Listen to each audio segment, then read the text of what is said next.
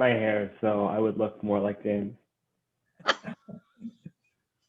Okay, we're recording. I recorded that just so it's on the record now, Mick.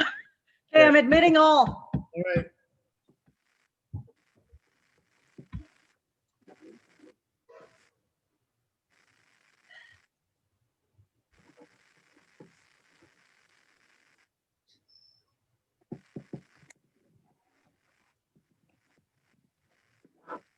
Welcome everyone. I see lots of people populating into the call, so we'll just wait about another minute or so, and then we'll jump into this and get started.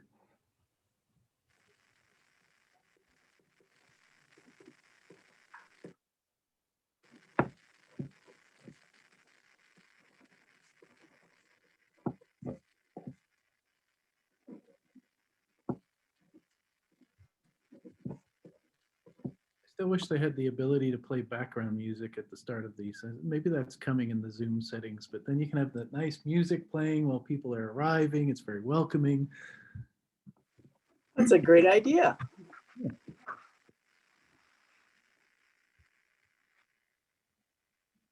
All right, I don't see anyone in the waiting room, so we'll get started, and then we'll have Beth, who's with us on the call as a co-host. She'll be admitting folks as they arrive.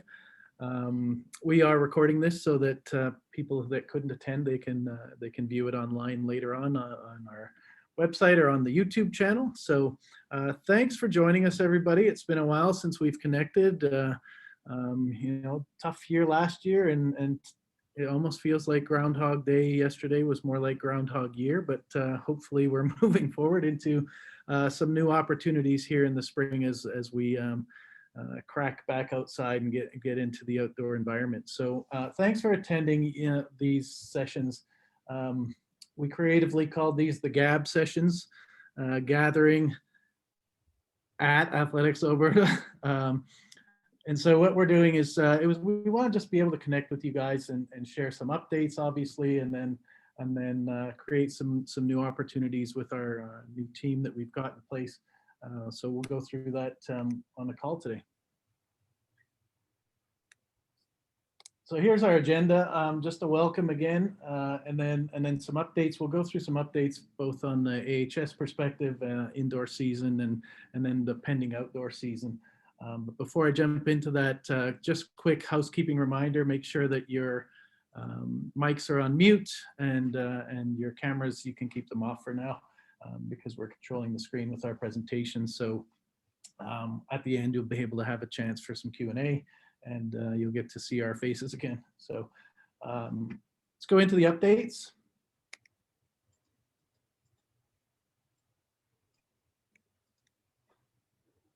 So, as I said, this is a series of town halls that we're starting to assemble over the next 3 months, and the intention is to gather and connect with our Athletics Alberta community. Each of the calls will have one call at the beginning of each month. It's more of an update call from Athletics Alberta perspective, and then we've got some additional calls set up on the coaching and development side that Carmen James, our new technical manager of development, who I'll introduce later, has been working on. In each of the sessions, we'll provide some information, and then there'll be some Q&A at the end. And as I alluded to, there'll be some good coach-led sessions that are coming up starting next week on February 11th at 7:30 p.m. So we look forward to you all attending those as well.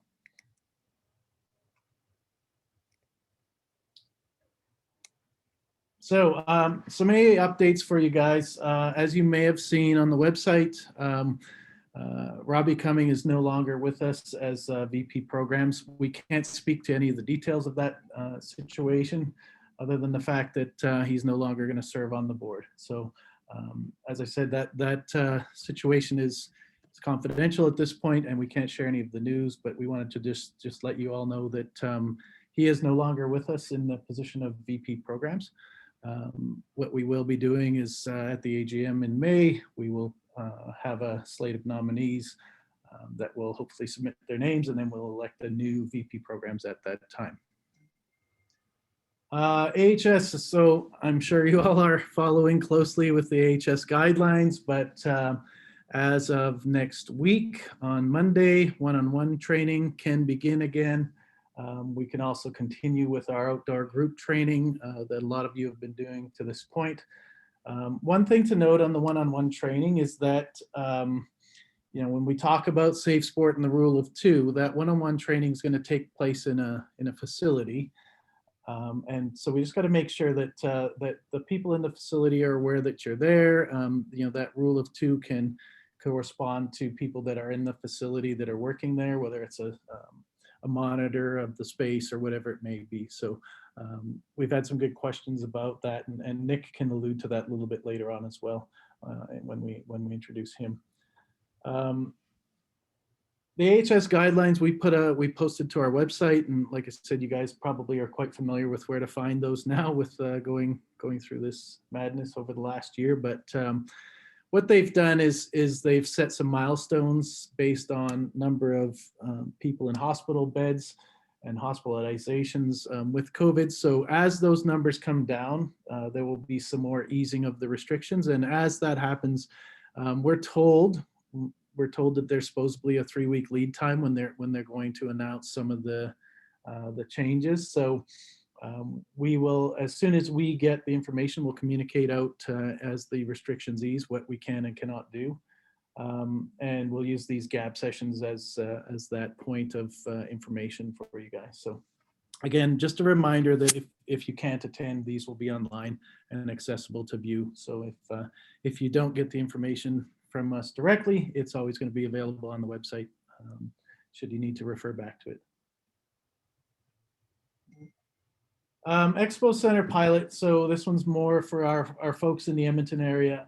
The Expo Center is where I'm sitting right now in the office, and we've got a Hall E here at the Expo Center where we've been able to configure some space that has track equipment in it. So we have the pole vault runway that we had from the track takeover event in Calgary previously, and then the one at West Edmonton Mall. So we've got a pole vault system set up in there, and we've got a high jump mat and set up for a takeoff for high jump in there. And then we've also got on order 5 sprint lanes of 65 meters of track coming, hopefully here in the next 2 weeks. And those will be put into the space as well. So if we go back to the current restrictions of what we're allowed to do, one-on-one training can be booked in that space. Connect with Beth or Robin Webster with the TOP in order to access this space. And I just want to make sure that I highlight special thanks to the Edmonton Legacy Foundation for funding this project. We put a proposal in the fall to see if they would be interested in supporting the effort in Edmonton. It's an Edmonton-based foundation, so that the money doesn't really leak outside of the 60-kilometer radius of the city. But they were supportive in providing funding so that we could get some of this equipment in place and make this space accessible, whereas all facilities were closed. We were able to have this space open right up until I think in December, and then we had to shut it all down. But as Monday, it's available again in that one-on-one environment. And then as restrictions ease, we'll certainly look to ramp up the activity in that space. Any questions on that, accessing the space, please contact Beth or Robin. New team members. So we made this announcement prior to Christmas, and I'll back up a little bit. We had good discussions at the board level about the position, the technical director position, and we decided to split the role into 2 different positions, both at this point part-time, but the goal is to evolve them to full-time positions. Just given the COVID environment, it just makes sense to roll them out as part-time for now, and then as things wrap up, we'll certainly look at increasing those opportunities for the staff. But we hired for 2 positions: technical manager development and technical manager operations. And we split the role basically. The development role is with a focus on coach development, athlete and official development. And then the operations role is more about our event side of things, policy, sanctioning, and then team management. So things like Canada Summer Games, Alberta Summer Games, and those things. So that's a brief overview of the portfolio. We identified 2 awesome candidates and 2 team members that we welcomed on January 4th. They started their first day just after the new year. So I'm gonna stop sharing my screen and introduce you to our two new team members. I'm navigating a two-screen system here today at work, so it gives me great pleasure to introduce you guys to Carmen James and Nick Stoffberg. So I'll introduce Carmen first. Carmen came to us.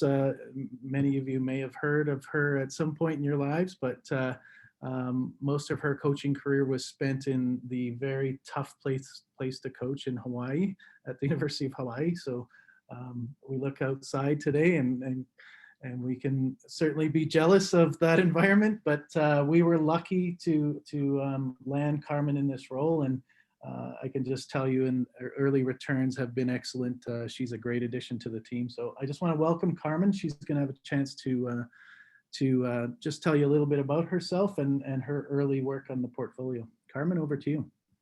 Hi, everyone. First of all, I'm super excited to be a new team member for Athletics Alberta. And the coaching development has always been one of my passions, so this worked out just perfectly. Yes, I do know some of the older coaches since we're kind of part of the same generation, but for you newbies, just to let you know, I started out as a grad student assistant coach at UBC back in the day when I was working on my master's in coaching science. And as soon as I graduated, they hired me as the head coach. We thought we'd try it for a year, and that turned into 12 years. So I was the head coach at UBC for 12. From there, as James mentioned, I went to the University of Hawaii. Thought I'd stay for 3 or 4 years, turned into 17. So I can't complain about that. It was great, but at the same time, there was a calling, mostly family related, to come back to Canada. So anyway, I'm back, and then this job appeared, and I'm loving it. A few things that we've got coming up. As James mentioned, we've got our coaching development series that's going to be a part of the GAAB.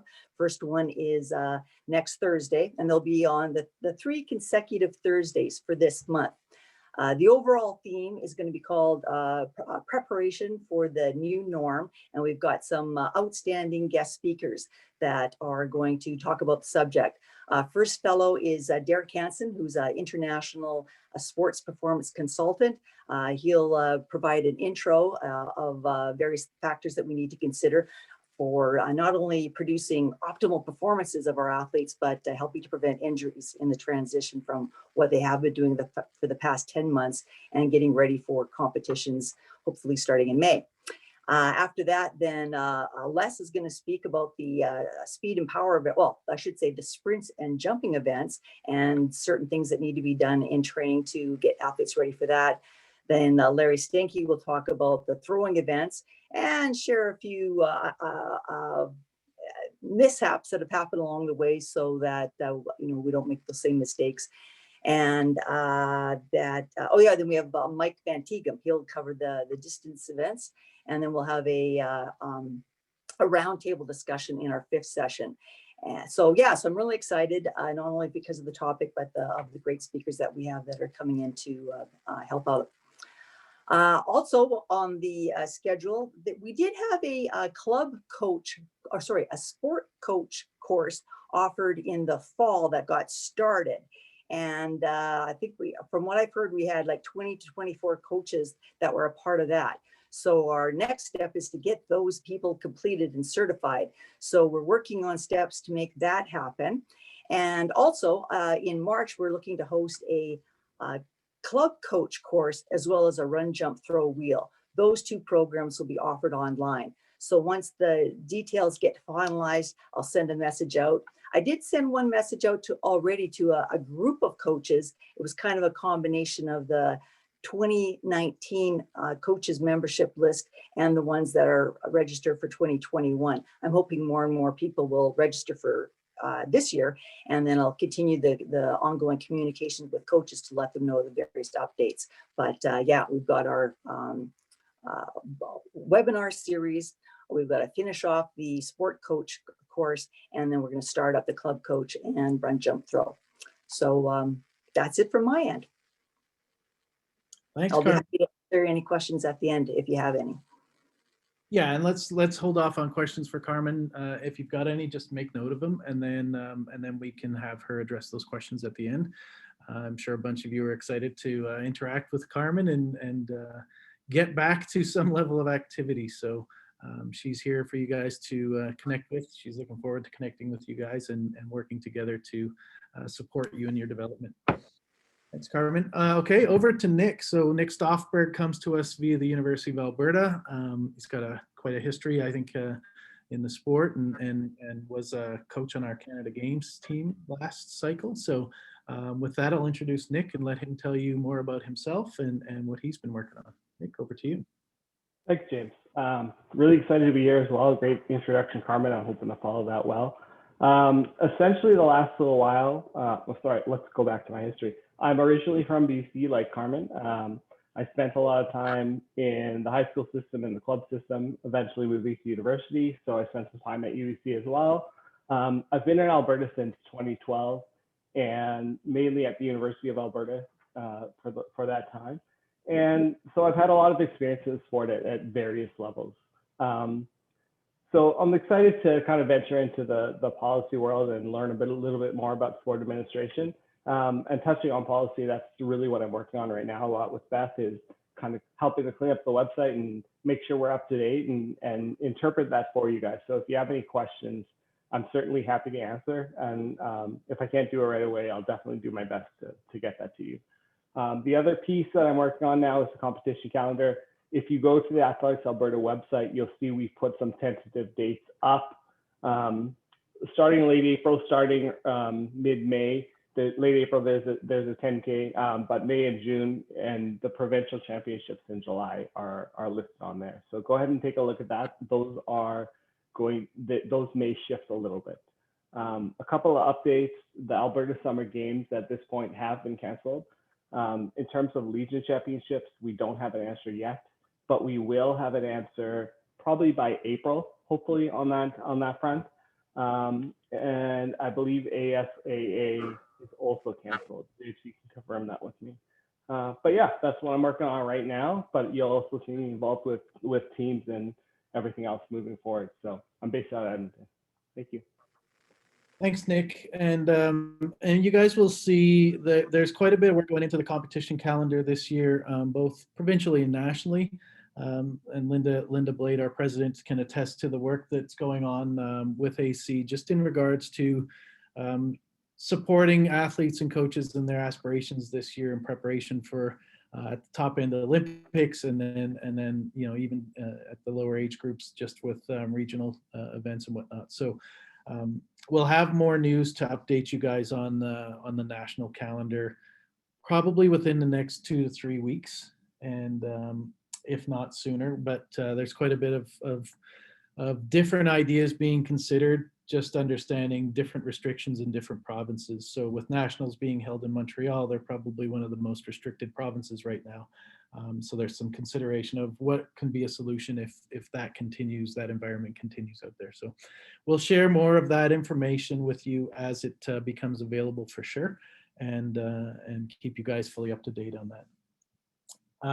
Thank you, Nick and Carmen. You guys can see that there are both very capable and strong assets for Athletics Alberta, and we're really looking forward to working together with them over the coming year as we hopefully come out of this pandemic and as we go back into the outdoor season, really start to ramp our activity up again. So I'm going to go back to sharing the screen again for the remainder of the presentation here. All right, so quick update on the awards and our Hall of Fame. Hall of Fame is something new. I'll touch on that second. But with the inactivity last year, makes it really difficult to do an awards ceremony this year. So what we've done is table the awards ceremony for this year.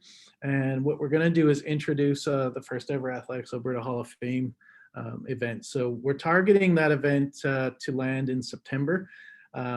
You can see on the screen, we have potentially in person all things considered, if things progress well and we can get to some level of vaccinations and public activity again, we'd certainly like to have that event in person, but we will keep you posted on how things evolve, obviously.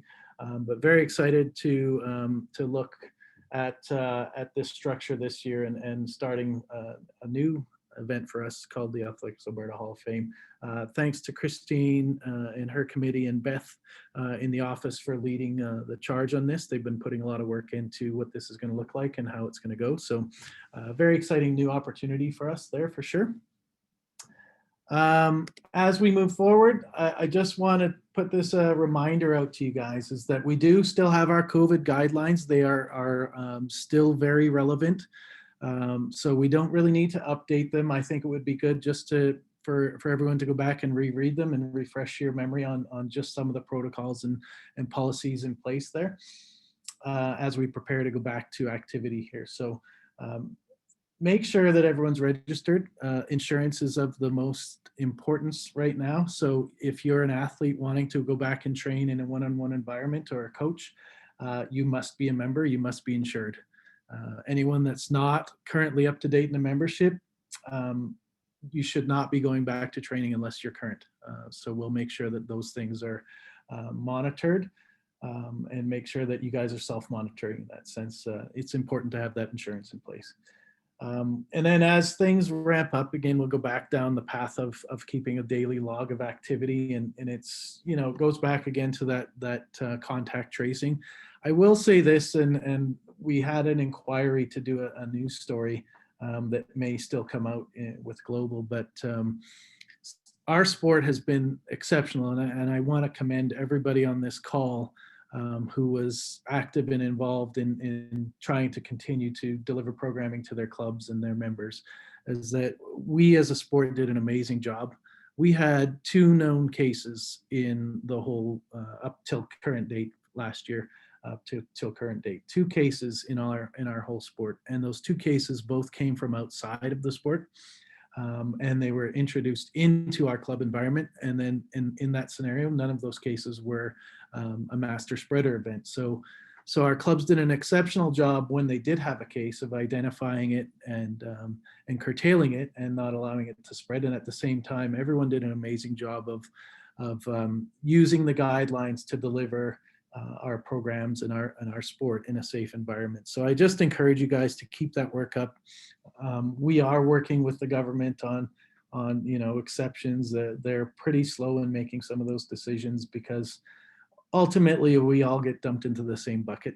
Sport is a big bucket, and our sport is very different from hockey and other contact sports, and often we don't get that consideration. But I think the data certainly does steer the conversation in our favor. So we're working on that to see if we can evolve some of these restrictions a little bit further. But we'll keep you up to date on those things. And then those daily sheets. Remember that you can submit them to Beth at info@athleticsalberta.com. So again, I just encourage you guys to go back and read the guidelines. There's some really good information in there. We've learned a lot since this whole thing started. If you think back to when we first put our first edition of the guidelines out, we weren't able to share equipment. We weren't able to do a lot of different things. We've learned a lot and how the virus behaves, and our doctors at Athletics Canada have been keeping us up to date on the evolution of this. And so it gives me quite a bit of optimism when we look at going outdoors this year and what we can do versus what we were allowed to do last year. I think we're going to be one of the sports that can be as close to back to normal as possible, being outdoor and being individual and whatnot. So I'm super excited about getting through the next 2 months of winter. And just encourage you all to stay strong and work together to continue to do the excellent work that we've done. And then excited about what's going to happen in the outdoor season. So with that, we can open this up to Q&A.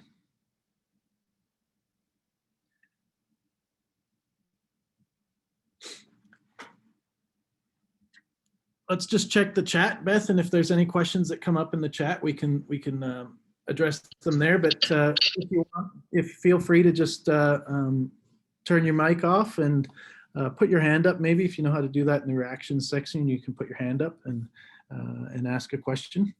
And we can go through either way of dealing with questions in that manner. We have a question from Rachel Andres. Will we be allowed to compete out of province? Well, that one's not determined yet. Great question. With travel restrictions right now, the answer would be no, but we have to see how things evolve. So if things do evolve in a positive way and cases continue to come down across the country, there may be a consideration. I will tell you that Athletics Canada is looking at a model of providing a higher class of meet certification for each province.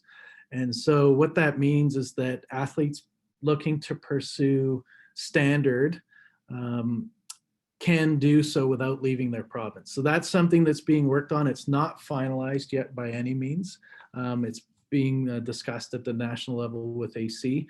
And we brought Nick up to speed on some of that, and just looking at identifying which meet in Alberta will be the meet we propose for that. They've kind of got some timelines and different things. So I think we know which meet it'll be, but we're just waiting for AC to update us on that. So at this point, in answer to your question, no to travel, but potentially yes. We'll have to wait and see. Laura Verbeek has a question. If you have siblings, can they train with a coach, or does it have to remain one-to-one with the, I'm assuming with the February 8th relaxing? Yeah, it's supposed to remain in that one-to-one. They don't have any clarity with regards to sibling cohort. So it would make all kinds of logical sense to allow siblings to work with one coach if they live in the same house. It's not clearly defined that way. We can certainly look for an exemption in that manner, but it's not clearly outlined. I will say this: we have a roundtable call with the minister's office tomorrow, and that's one of the questions I was going to bring up, is that being an individual sport, are we relegated to that one-to-one ratio strictly, or can we expand it? Like you say, if there's two athletes that live together, if there's two athletes that go to school together, is there any leeway in that? So I don't know the answer to that today, but I should have some clarity on it tomorrow. So we can definitely communicate that out depending on the answer I get. Robin's just indicating that there's a facility in Edmonton that says siblings are okay, but I'm not sure they can say that. That would be an AHS call. Hey, James? Yeah. So there is some question about facility and comfort level of facility. So I was speaking with Brad Badger at Kinsman yesterday. They're a little bit behind, as normally has been the case throughout this pandemic, about accessibility and what's going to be allowed and what's not. So I think the one-on-one is going to be quite strict in city operated and university operated facilities, if they're available at all. So throughout this whole thing, U of C wasn't available. As we all know, U of A is being used as a triage center for the university hospital. So there's no accessibility at the Butterdome. But the most leeway we have in Edmonton is over at the Expo Center. And then in Calgary, I would say Repsol is probably more flexible, but I'd lean on our Calgary folks as well to maybe the facility down in, I think it's 6 Chiefs or 7 Chiefs. I can't remember what the name of it is, but might be amendable to some of those things as well. But check with your facilities for sure. I will work on that definition of that one-to-one ratio and hopefully have an update tomorrow after our meeting. Rachel Andres is wondering, for those athletes that need multiple meets to maintain world rankings for the Olympics, is AC working on multiple meets? So that's where they're looking at this class. So in typically a Class E meet in Canada, we wouldn't have as many as they're looking at. They're looking at possibly 6 Class E meets this year across the country, which means that those meets are allowed to, or they create the opportunity for athletes to achieve a standard and get the necessary qualifications. Again, the intent is to put as many in regions as possible. So if every province had one of those meets, it would eliminate the need for travel. So it's a question that's not fully, I can't answer fully at this point, but we'll look and see what the opportunities are once we know more from AC. I know that, sorry, we skipped over a question from Dave, but I think Robin answered it via the chat, but just so everyone else, any thoughts about indoor training at Kinsman? It's not open at this point. It may open in the short-term near future, and that would be probably within the next milestone that AHS achieves. So it would be in that, I think the threshold is 450 or 400 and lower. They may be opening in that scenario, but we'll have to wait and see. And John is just indicating that I guess there is a provision for one-to-household training, but as we know, AHS seems to get more specific with the sectors individually. So as you said, once you have further on that, we'll let everybody know. I suspect, like I said, it makes good sense that it would be allowable. It's just a matter of they often state this stuff and it stays in the gray, and then unless we push them or ask for clarity, we don't know one way or the other. So I'll work on getting some clarity on that one for sure. But I do believe it logically it makes sense to allow that situation to happen. But sometimes logic isn't the basis for the end decision on this. So. And we have a question for Nick. Is the ASAA championships canceled? So I believe, James, you had a phone call earlier. I don't know what's been announced on their website, but I don't know what's effective yet, but that ASA high school championship for a track and field is going to be canceled. Yeah, they haven't officially made an announcement yet. I believe they canceled basketball the other day. Yeah. With their athletics championships being as late in the school year as they are, really the discussion is about logistics. So they do not want to change the host venue. So it's intended to be hosted down in the south, I believe, in Medicine Hat, and it presents some logistical challenges with the numbers of people that go to that event. So when you think of upwards of 1,500 athletes ascending on Medicine Hat and using hotels and whatnot, and the limited number of hotel properties, that's where the concern comes in. It's not necessarily in delivering the athletics component of the event. It's more around what can they do to manage the event. So that's the discussion right now, but I fully anticipate that it will be, the ASAA championships will be canceled.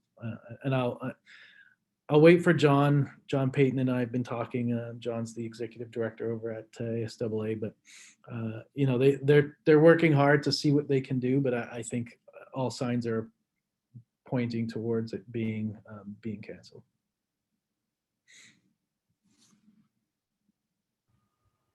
Any further questions, Beth, that we have there?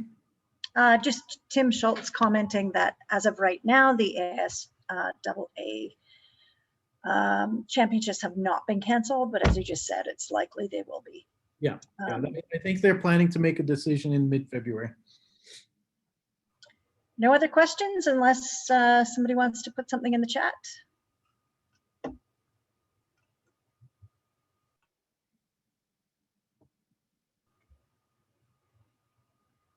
Maybe just the housekeeping that this will go on, and a reminder that if this will be on our YouTube channel, linked on the event in the calendar through our website. It'll be linked to our YouTube channel. All of these will be afterwards within a day or two. So if you know any club admin or coaches or whatever that miss these along the way, any of the GAAB sessions, they will be uploaded in time in a couple of days, usually to our YouTube channel, and we'll make sure it's on the access is on our website, or just go to our YouTube channel. And then I'll just say that really exciting stuff happening on the program side of things. So these coach-led sessions, Carmen jumped in with both feet, and her and Nick worked together to assemble these sessions. And I'll just tell you guys that they're getting quite a bit of attention. Our colleagues at Athletics Canada and Athletics Ontario put the information out in their newsletters. So I just encourage you guys, if you're considering, register early. We don't have a cap limit on the attendees. I think our Zoom account allows us up to 500 attendees. So that would be amazing if we get that level of activation across the country. But we are getting quite a bit of activation. So make sure to register. We've got some great speakers lined up, and Carmen's done a good job of supporting those folks and putting these presentations together. And then I think the ultimate is the culmination at the end of the roundtable and the opportunity for coaches to interact again. We've been so segregated over the last year, and I think just even being able to come together in a video perspective and share thoughts on coach development and athlete development is going to be such a positive thing for us in these times. So with that, thanks everyone for attending. If there's no further questions. We just, sorry, I just have one one question that came up. Any idea when the temporarily scheduled events for the spring and summer will get announced? I guess that means, yeah, it would have to do, we're basically at AHS's whim on that one. Hey, James, we confirm them? Would it be a week or 2 weeks? We don't know. Anything, and when we talk about spring, I think we're talking about outdoors. So everything at this point through March 31st, we all know is canceled, right? The Butter Dome has been booked through March 31st. If we wanted to look at assembling some sort of an indoor event, if it were allowable, we'd have to do something in April. And we've had some discussions and exploration about that, but the viability is just, with each passing day, that viability kind of goes down a little bit. So we're really targeting the outdoor season and hoping for a nice warm and early spring so we can get access to tracks outside. We've got a lot of the calendar dates, as Nick alluded to. The calendar dates for the outdoor season are up and are, I guess we'd have to say are tentative right now based on AHS restrictions, but I also believe very strongly that we'll be able to deliver those events in a meaningful way. We will have some restrictions on probably the ingress and egress and number of people congregating in different spaces and things like that, but we will be able to deliver these events in some manner. So if you followed, even there was a competition, Robin, maybe I'll throw this one over to you just to share the competition that took place out in Ontario last week, where I think there was 2 competitors in an indoor environment that had a meet. Yeah. I don't know if anyone's been following the high performance series that York and Ontario Athletics are looking to put on over the coming months to keep athletes training and qualifying for standards. But we're looking at all possibilities within Edmonton and the province at large at how we can support mini competitions like that and get people training in creative ways. So keep the ideas coming, and we're going to try to learn from people who are doing it before we are. So. Exactly. So in this time, we've certainly looked at different ways to do different things. Our award ceremony was a good example of that last year. We went completely virtual, found it to be quite a success. So if you've got some really good thoughts, we're here. We want to hear them. Send them our way. We've got 2 great new team members on our staff that are going to welcome those suggestions and then bring them up the ladder to see if we can actually bring them to fruition. So please, introduce yourself to our new folks. I've put their contact information on the slide deck, which will be available on the website, and they're obviously on the website. You contact them there as well. But reach out, connect, throw some ideas at them. Let's get the juices going and see what we can do here.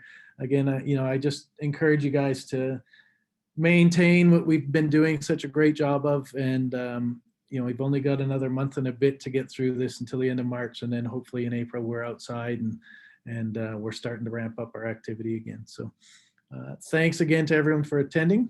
We look forward to connecting with you on a monthly basis in this format, and then everyone that's going to be attending the coach sessions, they are can't miss TV. So make sure to register. You get to see Carmen in action and all of her wonderful colleagues that she's brought to the table to deliver those programs. So thanks again to everyone. We'll sign off.